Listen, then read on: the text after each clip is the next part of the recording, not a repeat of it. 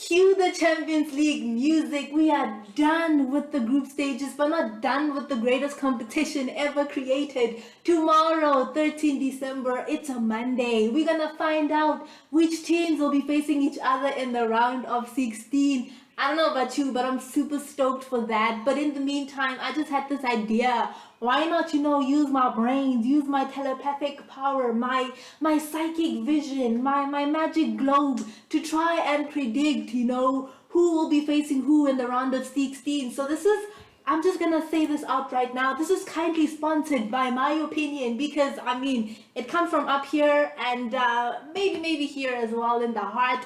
And I just want to put this out there before I start that I am gonna be, objective. It's not like I'm representing any specific team. It's not like I've got a love for any specific team. Therefore, no favoritism will be shown in this video because I don't love any team.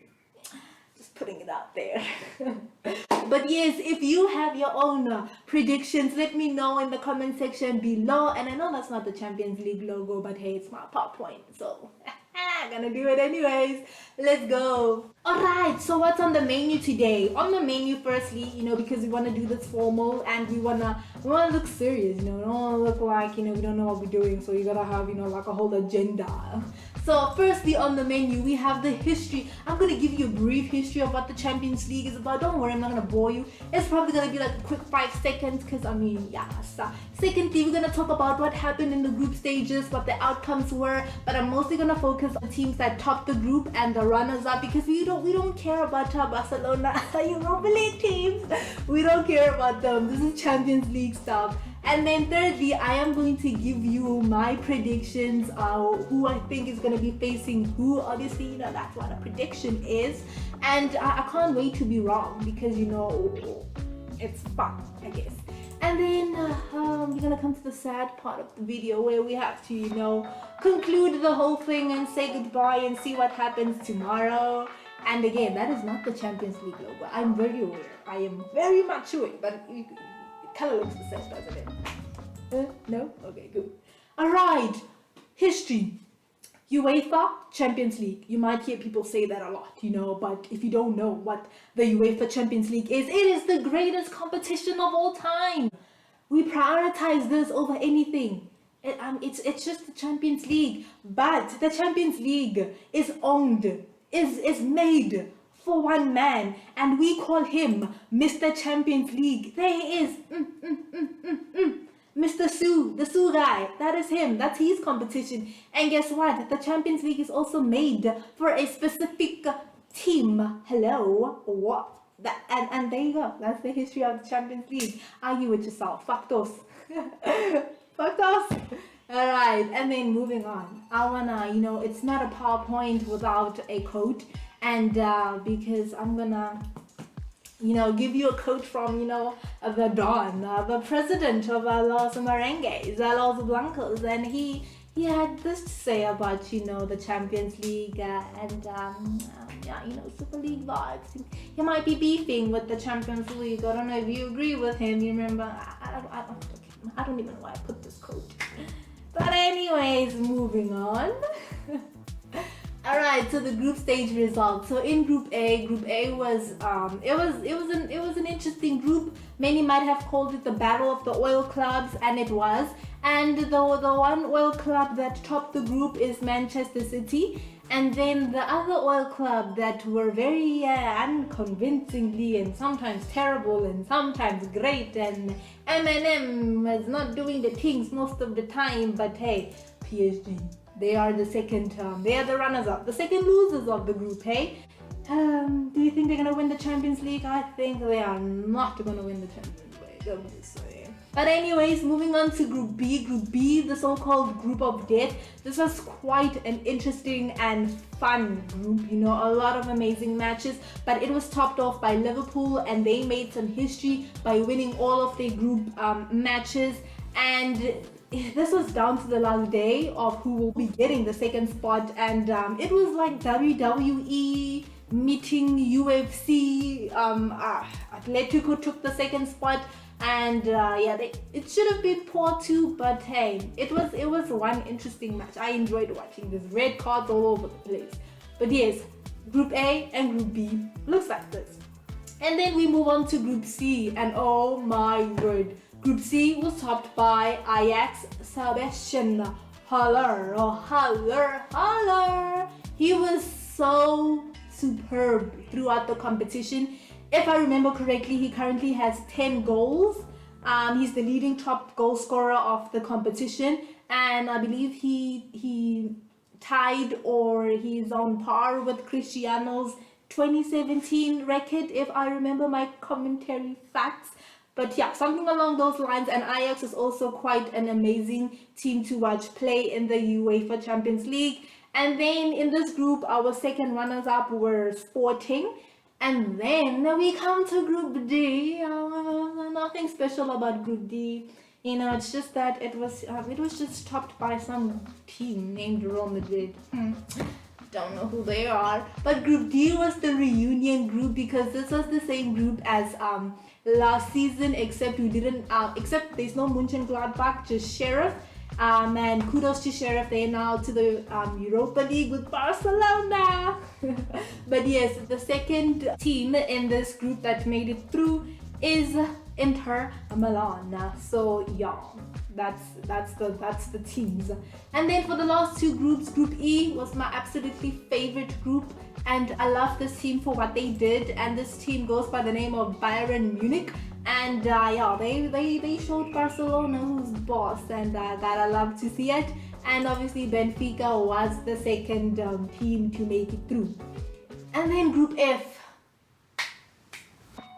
Group F was topped by the man of this competition. Yes, it was made for him. He topped this group because, I mean, most of the time it wasn't a team effort. It was thanks to him when Ole was at the wheel and this man had to save his buttocks. But I'm joking. Manchester United are the group winners, and then underneath that, or the second team, is Villarreal, you know, the current Europa League title holders. So those were the results. Okay, we're not done. Ooh, word, how many groups are there? And then Group G was topped off by Lille, and then Salzburg as well. And then Group H was Juventus. It was also down to the last day, but because Zenit didn't come to play, Chelsea ended up finishing second in this group because of that 3-3 draw. So kudos to Juventus. They were not really playing that great, but there they are first. And then Chelsea being second means that they could also have some tough opponents going into the round of 16. Alright, and that is what happened in the group stages, and those are the results, those are the teams. You know, the group winners are obviously the seeded teams, and the runners-up are the unseeded. So, you know the rules. You can't face the team that is in your league. You can't face the team that you were in the same group stage with. And then the group winners can't face a group winner. So basically a group winner versus a runner-up. That's the rules. Alright, so I have paired them on the side. Alright, so on this side of town we have our group winners. And then on this side of town we have our second losers. You know, because you have the winners and you have the losers. And this is how it looks like. Are you ready for my predictions? Alright, so the first two teams where I'm going to try predict or give you my dream matchups in terms of the round of 16. I'm going to start with Real Madrid. You know, I don't know why I'm starting with Real Madrid. And then I'm going to go off to Bayern Munich. So, Real Madrid, I'm going to be, like I said, objective. I have no feelings, no emotions towards Real Madrid at all. Therefore, I would pair them with a very worthy opponent in Sporting. But yes, I would really like to see my team progress, and because, okay, like, everyone wants to see their team progress, right? And everyone wants to see their team against a team that will give their team a fighting chance to progress and possibly win the competition. Therefore, I am throwing Sporting with Real Madrid, and I'd even throw in Benfica for Real Madrid. I'd even throw in Salzburg, you know, just anyone that's not popular and well known, not one of the big teams. Not that Real Madrid cannot handle it. We can, but we'll deal with that when we get there, you know, when we reach that point in time. But for now, I would really like to see Real Madrid against a team like Sporting. And then for Bayern, the team called Bayern Munich, that team that debuted Barcelona to the Europa League. But anyways, I would pin Bayern Munich against Chelsea. Yeah, big match that could potentially happen. And I know, like, a part of me was like, okay, maybe this is too early to see such a big match, but because teams like Chelsea and PSG finishing second, there's bound to be a big match. It's just inevitable at some point, no? So I would put Bayern against Chelsea, and may the best Bayern win. And I'm not just putting Chelsea against Bayern because Chelsea was responsible for Real Madrid getting knocked out of the Champions League last season, not because of that at all. But yes, first two predictions, there we go. And then I move on to Juventus and Manchester City. Juventus have been on and off. You know, you never know what you get with Juventus. Kind of struggling at the moment in Syria, but they pulled through in the group stage. They topped the group, and therefore I would put them against Benfica because I would really also like to see them progress, because I'm also kind of like a Juventus fan girl, and I would really like to see an Italian team do the most in this competition, because I mean AC Milan out of it, you know, oh my word, AC Milan. But we still have Inter in the mix, but I'd really like to see one Italian team go through and, you know, go as far as possible. So therefore I think Juventus will do just fine if they get a team like Benfica. And then we move on to Manchester City. Now this was hard for me because I feel like no matter what team Manchester City get, they have a solid 97% chance of winning that match. So unfortunately, it was really hard, but I have to say that I would say Manchester City and Inter Milan. This would also be an interesting kind of duel. I'm not saying it might be easy for City because Inter are really killing it in Serie A, I believe. I hope. But yes, I just know that they're super amazing. In Serie A currently, Manchester City also on a very hot run as always. And I feel like the 5 midfielders that Inter plays, they do play a 5 in the middle, right? I remember seeing they line up when they were facing Real Madrid with the last match, and I was just like, whoa, such a freaking brick wall in the middle. So I think this would be an interesting matchup between these two.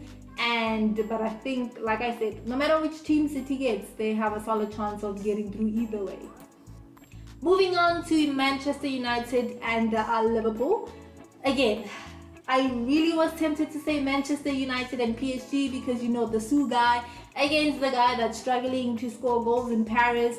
But I really don't want to see that because I'm also kind of a Manchester United fangirl as well. I think that Manchester United would be mocked around the grass if they get PSG because purely because of pace. And PSG is a team that kind of switches on at unexpected times. And I don't think Manchester United is quite there yet, you know, to be facing a team that possibly on their level or just a little bit above them. So I'm just gonna not do the whole PSG Manchester United thing currently, but I will give Manchester United a team like Atletico de Madrid because Simeone's team, again, also quite unconvincing at times, unpredictable. You don't know what to expect from them, and therefore I think these two kind of like, you know, are on par with one another. And like for me personally, if these two were to face each other, I couldn't even tell who might win because it's just so unpredictable between the two. But most probably going to be United because, you know, Mr. Sugai might turn on the whole Champions League vibe and he might get them through. So I think Manchester United and Atleti, good. And then Liverpool. Oof. This was hard because I said that City, no matter which team they face, they will get through. Liverpool, no matter which team they face, they have a solid 99.9% chance of winning because they are just that amazing at the moment. You can't really deny that. Like I mentioned, won all games in their group stages. So I would really throw PSG to Liverpool and may the best Liverpool win because you never walk alone in it. So yeah, PSG again, they finished second, therefore bound to have a big team, you know. So I think them and Liverpool would be an interesting matchup. and it would really, I think it would be amazing. Imagine also Genie Ronaldo playing against his old club. Most likely will not, but I think that this is where, if such a match were to happen, this would be the end of the road for PSG. And hey, it do be like that sometimes. Alright, I believe this is the last two, low and Ajax. Alright, low, I would give Villarreal and low, because I also want to see one of the non-big teams, progress in the competition and kind of show off, their talent. Therefore, these two kind of on par with each other. Villarreal, they struggle and not too great, but it's Unai Emery's team. You never know what could happen. And then in terms of Ajax, like I mentioned, a very, very entertaining team to watch. Sebastian Haller. I'd really like to see him score more goals in this competition. Therefore, I would give Ajax a team like Red Bull Salzburg. And these are equally matched, with these four teams, this is equally matched opponents, and there's a chance for two teams at least that are not, Bayern, Real Madrid, Chelsea, Manchester City, to go through in the competition. So that is my prediction. What do you think? Is it good? Is it terrible? Is it random? Is it like surprising? Is it like, oh, is it like, ooh? Just let me know. Also, don't be shy to tell me your round of 16 draw predictions. It would be interesting to hear what you think or what you would like to see in this competition. And that is the end of this video, the end of my prediction, the end of my PowerPoint. It was kind of fun doing this. We'll see what happens tomorrow. I might do a reaction video just to see how wrong I am. But yes, it is a prediction after all. Anything can happen. And until next time.